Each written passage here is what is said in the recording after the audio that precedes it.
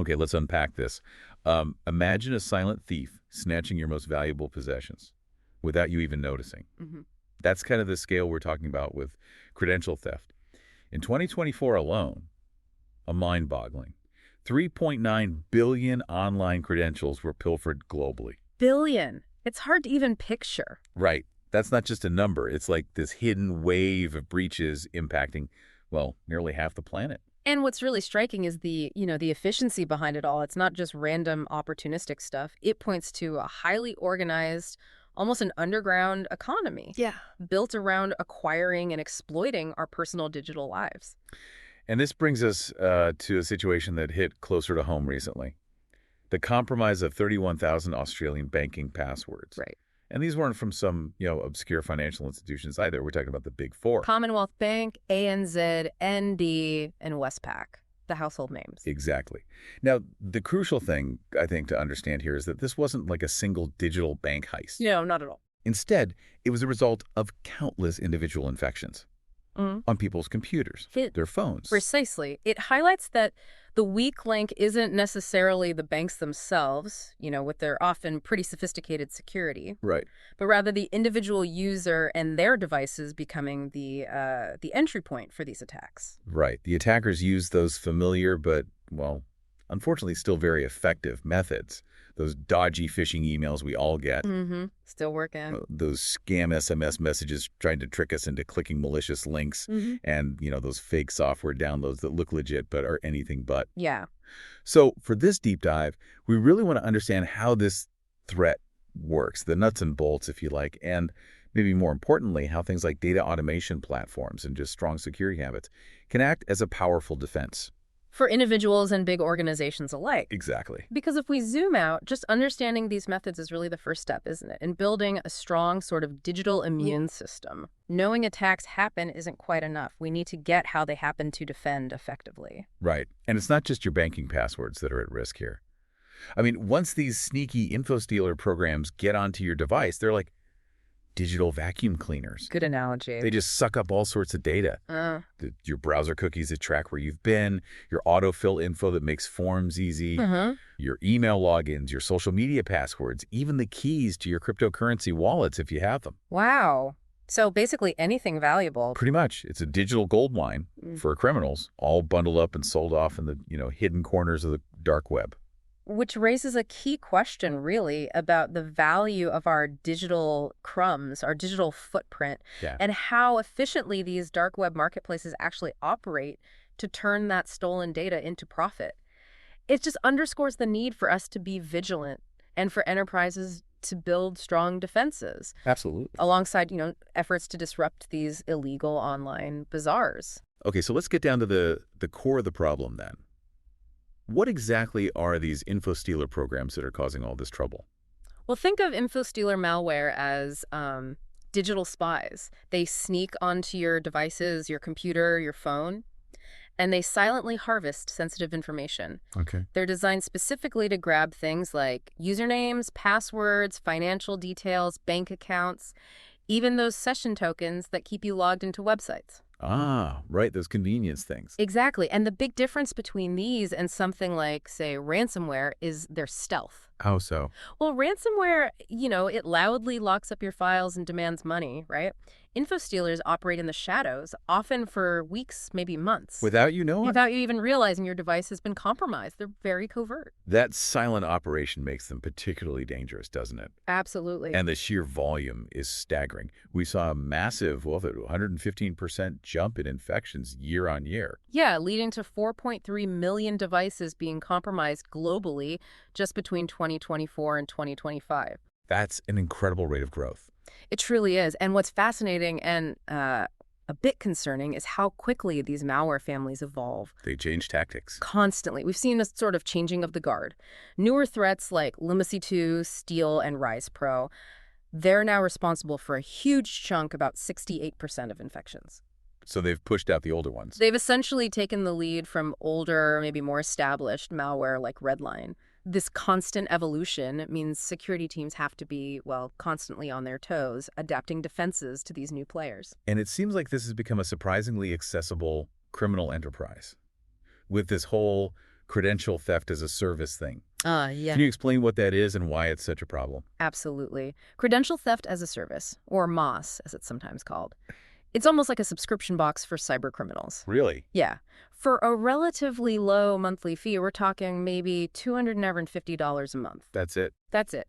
Individuals with even pretty limited technical skills can essentially rent access to these Infostealer malware packages and the whole infrastructure needed to launch attacks. Wow. So they don't even need to build it themselves? Nope.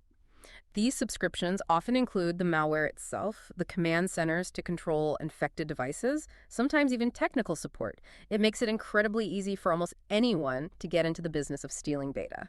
That low barrier to entry is, well, it's alarming. It is. And it's not just about affordability. It signifies a shift, towards a cybercrime economy where specialization and outsourcing are becoming the norm. Makes it much harder to track and dismantle these operations. Okay, that's worrying. Now, let's go back to the Australian banking breach, get some more concrete numbers. We know it happened between, 2021 and 2025. That's the time frame, yes. And involved the Big Four. Can you give us a clearer breakdown? How was each bank affected? Sure. The impact wasn't uniform across the board. Of those roughly 31,000 compromised banking credentials, over 14,000 belonged to Commonwealth Bank customers. Okay, the largest share. By quite a margin. Then ANZ saw around 7,000 credentials stolen, followed by NAB with approximately 5,000 and Westpac with about 4,000. So still significant numbers for all of them. Definitely. It really highlights how widespread these individual infections were, across a significant portion of Australian bank customers. And what happened to all this stolen information? It didn't just disappear, did it? Oh, not at all. The cyber criminals collected this data, aggregated it, and then actively offered it for sale. Where? On various dark web forums, through encrypted Telegram channels, the usual hidden marketplaces. Right. And what's particularly disturbing is how, commercialized this whole process has become. How do you mean? Well, some of these stolen logs, as they call them in that world, Okay. were even given away as free samples, to attract potential buyers. Like a free trial for stolen data. Pretty much. And for those looking for larger amounts or more valuable data, subscription models were in place. Individual logs selling for as little as $10. $10. Yep. And bulk access going for around $400 per month. It's like a twisted, dark digital marketplace. It really paints a picture of the industrialization of credential theft, as the source material puts it. That's a very apt phrase. This isn't just some lone hacker in a basement anymore, is it? It's a sophisticated, organized system. Exactly. This wasn't a random event or, a single flaw in one bank security setup. It's really a symptom of a much larger systemic problem. Driven by the easy availability and effectiveness of this Infostealer malware and the well-established infrastructure for buying and selling the stolen data. It really underscores that defending against this requires a multi-pronged approach. Focusing on Both protecting individual users and strengthening enterprise-level security. You need both sides. So given this challenging environment, how can data automation platforms step in and actually help us fight back against these risks? It sounds like a huge task. It is huge, and that's precisely where the power of automation becomes so critical. Data automation platforms offer several key capabilities that can significantly bolster our defenses against these Infostealer threats. Okay. One of the most important is automated threat detection and response. Right, let's dive into that. How does automation actually detect these sneaky programs when they're trying to be silent? Well, it relies on advanced techniques, things like real-time behavioral analysis and machine learning. Okay. These systems constantly monitor what's happening on our devices, on our networks. They establish a baseline of what normal activity looks like. Right, like a pattern. Exactly. Then, when something out of the ordinary occurs, like, say, a sudden and unusual amount of data being copied or someone trying to access credentials they shouldn't be touching the system, can flag this as potentially malicious behavior instantly. And once something suspicious is spotted, how does automation help with the response part, containing the threat? This is where something called playbook-driven containment comes into play. Playbooks, like in sports. Sort of. Think of it like a pre-planned fire drill for a cyber threat. When a specific alarm goes off in this case, maybe the detection of a known Infostealer signature, like a specific file name. Like that Luma config file you mentioned. Exactly, like Luma's %data Luma C2 config.txt. When that's detected, a pre-planned set of actions, the playbook is automatically executed. What kind of actions? Well, it might involve instantly isolating the infected device from the network to stop the malware spreading. Okay, quarantining it. Right. Revoking any active session tokens the attacker might have stolen, Hmm. and even automatically triggering password resets for accounts that might be compromised. Wow, all happening automatically. All automatically and incredibly quickly. That kind of rapid, automated response is crucial, especially given how fast these threats can escalate and cause damage. That rapid response seems critical. You need to shut it down fast. Yeah. What's another key area where data automation platforms can make a real difference? Another significant area is in dynamic access control and how we manage our digital credentials, our passwords, our logins. Okay. See, Infostealers thrive on static permissions and passwords that haven't been updated in ages. They love those. Set it and forget it. It's It's bad. very bad in this context. Automation allows us to implement solutions like just-in-time access. Just in time. Think of it as only giving someone a key to a specific room, like only when they absolutely need it, and taking that key back right after they're done. Ah, so temporary privileges. Exactly. It minimizes the window of opportunity for potential credential theft if that account gets compromised somehow. Tools like Azure AD Privileged Identity Management are good examples of how this works in practice. That makes a lot of sense. Limit the lifespan of the privilege, limit the risk. What about the passwords themselves? Can automation help there? Absolutely. Automated password rotation is a potential game changer here. How does that work at scale? Well, by integrating with enterprise-level password management tools, think LastPass Enterprise, maybe, or secure secrets vaults like HashiCorp Vault using their APIs. Okay. Automation platforms can automatically change potentially compromised passwords across an entire organization, potentially within minutes. So a stolen password becomes useless almost instantly. Pretty much. And we can apply the same logic to session tokens, too. For example, an AWS IAM system could be set up to automatically revoke a session token if it suddenly detects a login from a completely new, unexpected geographical location. Right, adding that context. It adds a layer of smart contextual security. It's not just about the password, but how and where it's being used. Okay, so beyond just reacting to active threats, how can data automation give us better overall sort of visibility into these kinds of attacks, seeing the bigger picture? Yeah, enhanced visibility and maintaining proper audit trails are essential. The dark web markets thrive in the shadows, hidden from view. Data automation platforms can help by collecting log data from all sorts of places, your computers, cloud services, firewalls, you name it, and bringing it all together into centralized SIEM systems. SIEM. Security information and event management systems. Think tools like Elastic Security. Okay. This unified view allows security teams to connect seemingly unrelated events and potentially spot patterns of Infostealer activity that they might otherwise miss if they were just looking at each system in isolation. It's about connecting the dots across the whole infrastructure. Precisely, to get a complete picture of what's actually happening. So it's not just seeing individual alarms pop up. It's about understanding the bigger story they might be telling together. Exactly right. And this proactive monitoring can even extend out to the dark web itself. Wow. Well, there are specialized dark web monitoring tools. ID Agent is one example that constantly scan these hidden corners of the internet, specifically looking for leaked company credentials. Right, looking for your company's data being sold. Exactly. And if any are found, these tools can automatically trigger password resets for those affected accounts and alert the security teams. It allows for a much faster response to potential breaches, sometimes before they're even actively exploited by criminals. It sounds like a constant digital arms race, doesn't it? But it's reassuring to know we have increasingly sophisticated automation on our side, helping us keep up. It is an arms race, definitely. Now let's shift gears slightly. What kind of specific steps should someone in a technical role, maybe like a data engineer, be thinking about to actively protect their environments from these threats? What's their playbook look like? Yeah, good question. A data engineer's security playbook really needs to be focused on proactive defense and building layers of security. It starts with the endpoints. The computers, the devices. Exactly. Endpoint hardening and continuous monitoring are absolutely foundational. This means deploying robust EDR endpoint detection and response solutions. EDR. Okay. Examples. Things like Microsoft Defender for Endpoint or CrowdStrike Falcon are common ones. Think of EDR as a really sophisticated security guard stationed on each device, Okay. constantly watching for suspicious activity and able to automatically block or isolate threats, including known Infostealer behaviors. So these tools are actively looking for and stopping the malware right at the source, on the machine itself. Correct. Additionally, implementing something called application allow listing. Allow listing, as opposed to block listing. Right. Instead of blocking known bad apps, you only allow known good and trusted applications to run.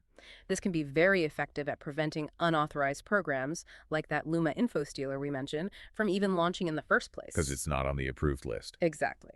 And finally, closely monitoring what's happening with browser data is crucial, especially any access to those browser SQLite databases. Like the Chrome login data file. Precisely. That's where saved website passwords often live. Monitoring access to that can provide really early warnings if an infostealer has managed to sneak onto a system and is trying to grab those credentials. That focused browser monitoring sounds like a really smart, targeted defense. Very specific. What about how we manage who has access to what systems and data? Yeah, that falls under identity and access management, or IAM. And automation plays a huge role here, too. How so? Well, first, implementing passwordless authentication methods is a big one. Getting rid of passwords altogether. Ideally, yes. Using things like FIDO2 security keys, those little USB keys, or maybe Windows Hello for Business on laptops. This can essentially eliminate the risk of password theft because, well, there's no password to steal. Makes sense. Furthermore, automating regular access reviews is key. Using tools like, say, Okta workflows to automatically check and deprovision accounts that are no longer active, maybe haven't been used in a month. Cleaning up old accounts. Right.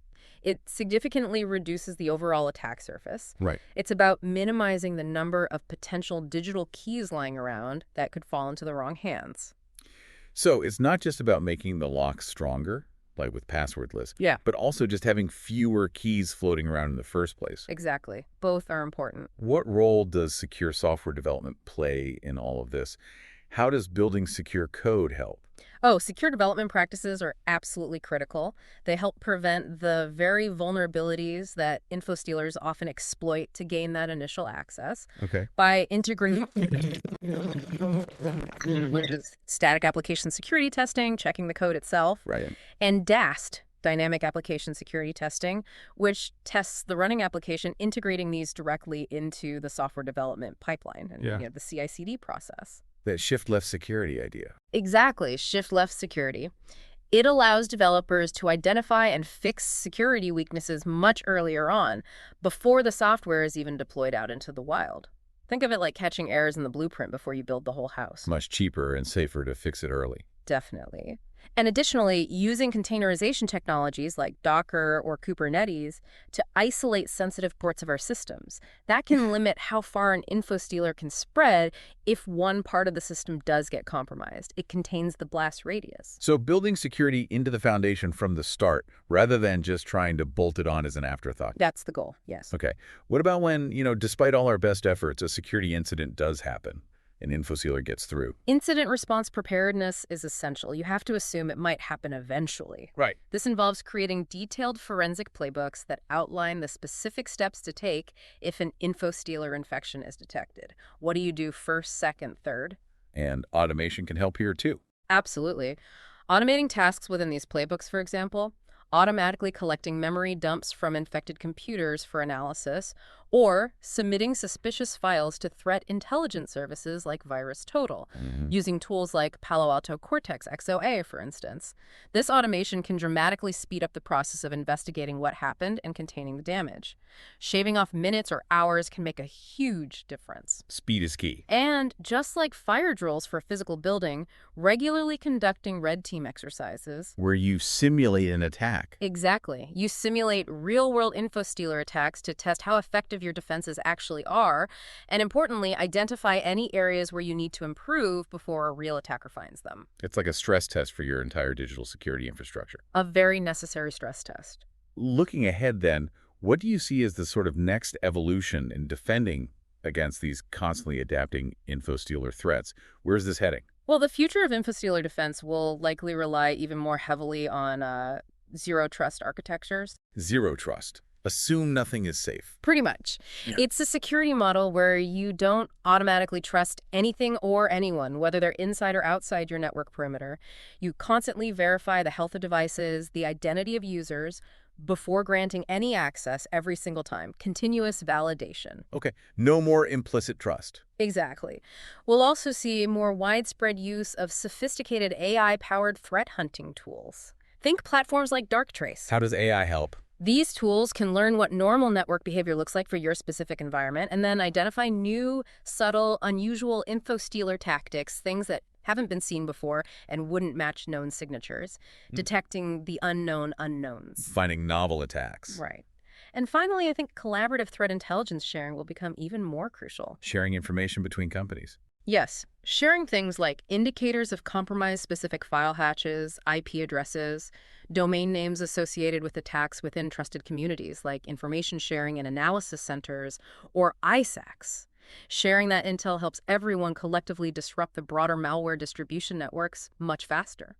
So it sounds like a continuous arms race, as we said, but maybe with increasingly intelligent tools helping out on the defensive side. That's the hope, yes. It requires constant vigilance and adaptation. Right. So to kind of bring it all together, this Australian banking breach, it really stands out as a stark reminder, doesn't it? Yeah. Of how widespread and constantly evolving the threat from Infostealer malware really is. Absolutely. It just underscores that this isn't some minor technical glitch or an isolated incident somewhere.